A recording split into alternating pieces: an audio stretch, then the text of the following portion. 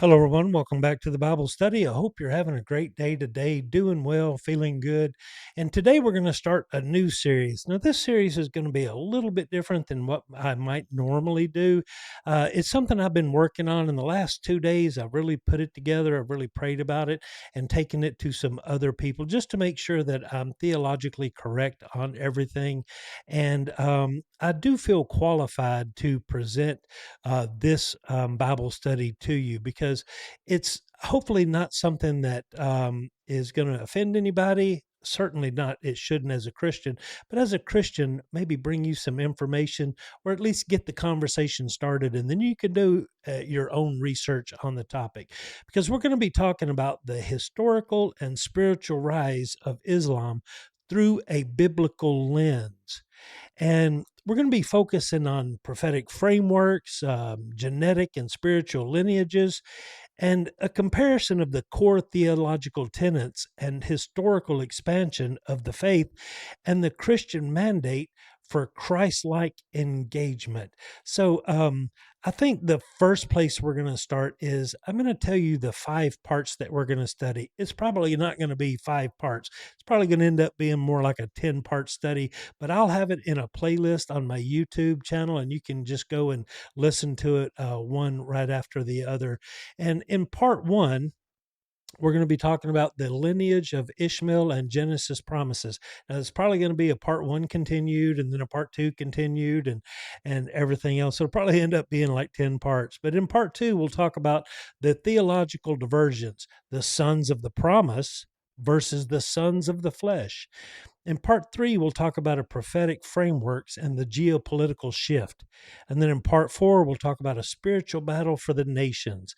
In part five, we'll talk about the Christian mandate and redemptive engagement and the Great Commission. And I don't think I could probably do this study without a preface on the 5 parts and a preface of where I'm coming from, my beliefs, and everything that I want to tell you about. So today we're going to be talking about is a preface of the Bible study that we're going to be talking about. So let me tell you, I'll start off here. I'll start off with my experience with Islam. So I didn't know anything about Islam. Grew up in a small town in Tennessee where we were not taught anything about Islam, other than it was some far off religion over in the Middle East and had nothing to do with us, and we'd probably never engage in it.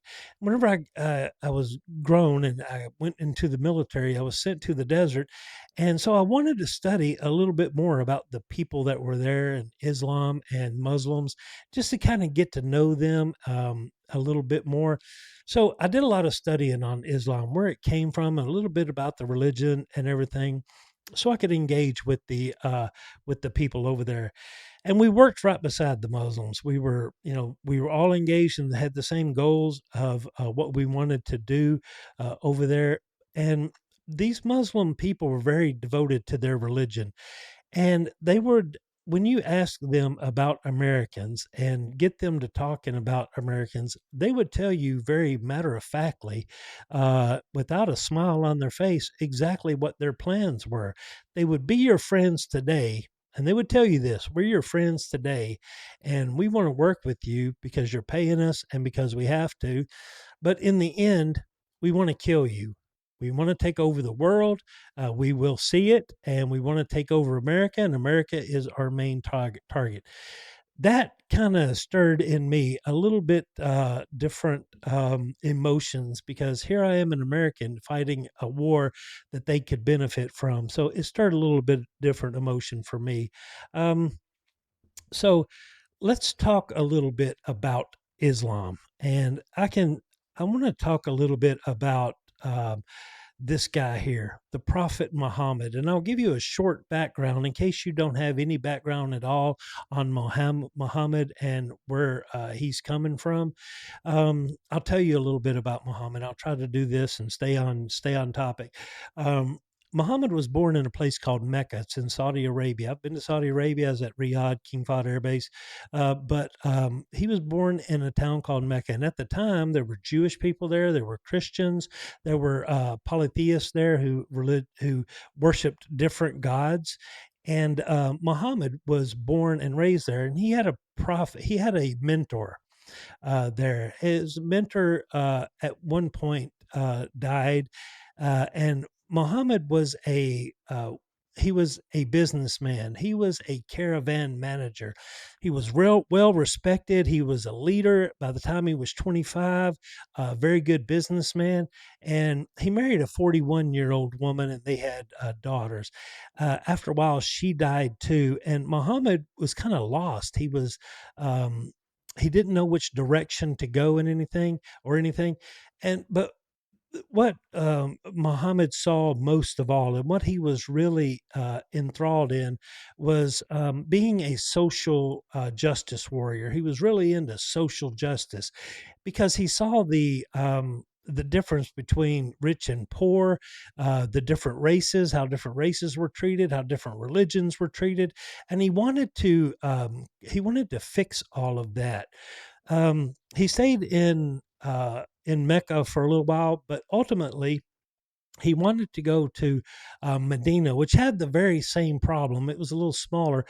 He It had the very same problem as far as there were, Jewish people there, there were Christians there were secular people there were polytheists, everything. They didn't get along so well. So on his way there, on his pilgrimage to Medina, he spent the night in a cave where he says that he saw that Gabriel come and talk to him. Well, they come and talked to him and told him some things, and Muhammad didn't know for sure if it was the angel, if it was really the angel, or if it was God himself talking to him. He didn't know, but he went into Medina, and he saw the same injustices there, and he started the religion of Islam, and he wrote down everything, all the injustices that he saw, racism, things like that. He started writing those down, and those become the core tenets of Islam and the what the Quran is today. Of course, it was corrupted after his death. Many years later, people wrote things in it, wrote some untruths and everything, but it's less of a religion. Muhammad, even though he, says he was visited and Allah told him these things, um, he wanted to try to bring all of these religions into one into one religion that everybody could join, and because of, and it could rectify all the social injustices by bringing everybody into one religion. And he started it. It was Islam, and the people who followed it were called Muslims. And the people of even Medina who welcomed him in uh, and and supported him. He was a refugee there, supported him and everything else. They began to turn on him and turn on his followers because he was asking them to deny their own religion, and they got mad at him. They started killing Muslims, and but people were still joining the faith, and Muhammad was a very good speaker, a very good leader, and he could talk them into it. And the army got big enough after a while, the Muslim population became big enough after a while, that they killed everybody else. They killed the Jews, the Christians, the secular people who did not join the religion. They killed them all after a while. If they did not join the movement, join Islam, and be subjugated. Um, so he killed them all, and then his army was big enough that he started moving through these little towns in the Middle East, and he got to back to Mecca, and all those he it was an army of about 10,000 by that time, and they killed all the Jews, the Christians, and everything else there at that time. So that's where Islam started. We're going to go into a lot more about the history of Islam and everything in our Bible study, and about the movement, the geopolitical things. So you have to keep in mind that this is a political movement, that Islam is a political movement under the guise of a religion. It is totally not a religion as you and I for sure know the truth and what the Bible tells. This came 700 years later as a way, hopefully, to solve the injustices of victims. So let's talk about victims real quick. Um, and how this relates to us today. There is there's the Democrat Party of today, the political party of today, makes everybody a victim. and they hate America. They hate freedom. They want total government control. The DSA, the Democrat Socialists of America, as they are now, and the truth is finally coming out. The DSA movement that is out there right now is only the truth of what we've known in the Democrat Party a long time, that they hate America, that they hate freedom and everything. Let me give you a little lesson on Lebanon. Lebanon used to be a thriving nation. It was a beautiful nation. It was the destiny of the whole world to come to Lebanon. They had Jewish people there. They had Christians. They had secular people there. They had polytheistic religions there. It was just a beautiful country. Everybody got along and everything until the Democrats come in and told everybody they're a victim. They're a victim of these social injustices and everything like that, in the guise because they wanted total government control of Lebanon. So what they did was they imported the Muslims.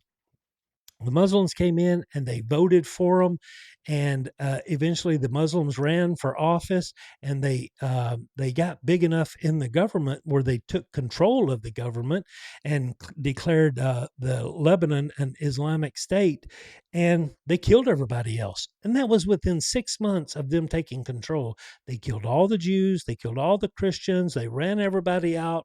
They totally took it over, and do your own research on that and you'll find out that I am correct on that. And that's what they're doing today. All these members that are running for Congress now and the Senate and everything, let me say this, there's no difference at all between the Muslims that you see in America today, the ones that are running for Congress and the Senate and everything. There's no difference between these Muslims and the Muslims in Iran who are shouting death to America, death to Israel. There's absolutely no difference whatsoever. Don't let anybody tell you any difference either. As a Christian brother, I'm telling you this. If you work with a Muslim, don't turn your back on them. If you think you have Muslim friends, you are poorly mistaken. They are taught from a very early age that you are just dirt, that you're a pig, that you're nothing, that you're not, that you're subhuman, and everything else. They don't care about you. They're taught that from an early age, and their book, their religion teaches you that. Go back and look at the history of America, Andrew Jackson, and the Muslims back then. Go and do your own research on that. If you're a black person and you're talking about reparations and everything, you need to talk to the Muslim people. Where do you think the people the black slaves that were captured out of Africa, where do you think that they were, how they got here? They got here, the Muslims brought them here. They went to the coast, the Ivory Coast at the time, the Mosquito Coast, and they said, the American officials delegation said, why are you killing these people? Why are you capturing our boats? Why are you enslaving our people? And you know what the Muslims told them? Because we have a book that tells us it's okay to. So whenever you hear like El Sayed up in Michigan talking, know that he's the same Muslims that are shouting death to America and death to Iran. And if you're a Democrat and you vote for that way, well, you're voting for your own demise. Um, I'll tell you this real quick. This is me. This was back in 2017. I went to a mosque it was in Nashville, and because there was an Islamic center, there was a public event being held there. The Mayor Megan Barry at the time was talking to and holding a presentation inside a mosque, but not everybody was invited. Public dollars were spent to garner the Muslim vote inside of a mosque in Nashville, but I was not welcome and I was upset quite a bit. A few weeks later, some video turned up of Megan Barry having sex with someone in a cemetery other than her husband. And that's all I'll say about that. Um, Here, I want to show you this too. I've been scrolling social media this morning, and I wanted to kind of bring this to your attention. this guy here, Jake Lang, everybody's accusing him of being an anti-Islam activist and everything, and he probably is. He probably doesn't like Islam. He's up there. He's got his BDU shirt on, his khaki pants and his armor. His armor carrier on. There's no plates in it. You can tell because it would be dragged down. The plates are heavy. But there was a lot of people there. There was a lot of activists there, decrying about Islam and the takeover of Dearborn and everything. And it is a concern. But I want to tell you about these people that are doing that. These people are not ready. They have no idea what they're doing. You can go up there, you can protest, but you think it's going to do any good to go up there and protest? No, it's not. And you can be ready. You think you're ready. I think I saw some posts this morning where guys were up there that had AR-15s and everything. What were they going to do? You know, again, these people are not ready. The Democrat Party is being slowly taken over by the Muslims, and the Democrat Party is the useful idiots of Islam. Islam needs socialism. They need the takeover because they need the government control of everything, your health care, your everything, your food, where you go to church, everything. Islam needs that total control. And you hear El Sayed and other Democrats talk about Medicaid for all. You know why that is? Because nothing will destroy this country faster. They're going to put a Band-Aid in to say, if you want health care, you got to do this. You got to be this person. You got to have this social score and everything else. And believe it because they tell you that. Um, and I'll say this about how the Democrats pull all the victims together. They'll pull all the blacks in with the gays and the homosexuals and the trans people and the Muslims. They're putting all those together. But did you know that you cannot fly a pride flag in Dearborn? The first thing that this Muslim did when he became mayor was to ban the pride flag. Everybody was on Donald Trump. I heard a lot of people saying about, just how he's homophobic and everything else because you can't fly a pride flag in a government installation and everything like that. And I totally agree with that. I totally agree with the bombing of Iran, as a matter of fact. But nobody said anything about this guy, this Muslim who banned the pride flag, did they? That's what I mean. The Democrats are the useful idiots of the Muslim and the socialist movement because it's all about power with the Democrats. They don't care about you. They just want power. So everybody, I want to keep everybody kind of on the frame of this study that's coming up here that we're going to be talking about, and that it is, you know, an historical um, research that I've done, seen through a biblical lens.